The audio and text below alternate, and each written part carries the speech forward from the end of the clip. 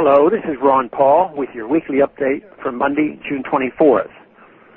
What we have learned from Afghanistan. Last week, the Taliban opened an office in Doha, Qatar, with the U.S. government's blessing. They raised the Taliban flag at the opening ceremonies and referred to Afghanistan as the Islamic Emirate of Afghanistan, the name they used when they were in charge before the U.S. attacked in 2001. The U.S. had meant for the Taliban office in Doha to be only a venue for a new round of talks on an end to the war in Afghanistan. The Taliban opening looked very much like a government in exile. The Karzai government was annoyed that the U.S. and the Taliban had scheduled talks without even notifying Kabul. Karzai's government felt as irrelevant to the negotiations on post-war Afghanistan as they soon will be on the ground. It seems strangely like Paris in 1968, where the U.S. met with North Vietnamese representatives to negotiate a way out of that war, which claimed nearly 60,000 Americans and many times that number of Vietnamese lives. For years, many of us had argued the need to get out of Afghanistan, to end the fighting, the dying, the destruction, the nation building, to end the foolish fantasy that we were building a Western-style democracy there. We cannot leave, we were told, for all those years. If we leave Afghanistan now, the Taliban will come back. Well, guess what?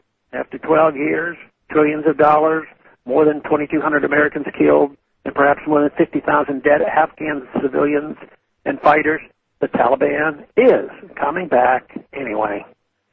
The long U.S. war in Afghanistan never made any sense in the first place. The Taliban did not attack the U.S. on 9/11.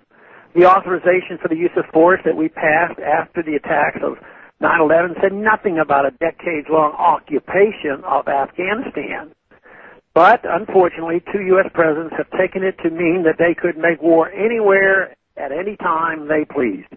Congress, as usual, did nothing to rein in the president, although several members tried to repeal the authorization. Afghanistan brought the Soviet Union to its knees. We learned nothing from it. We left Iraq after a decade of fighting, and the country is in far worse shape than we attacked in 2003.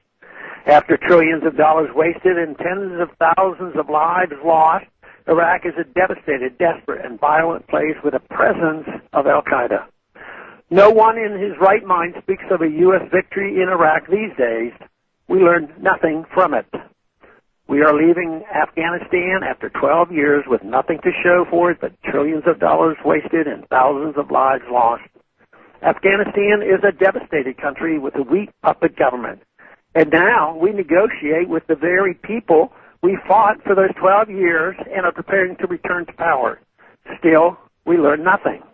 Instead of learning from these disasters brought about by the interventionists and their failed foreign policy, the president is now telling us that we have to go into Syria.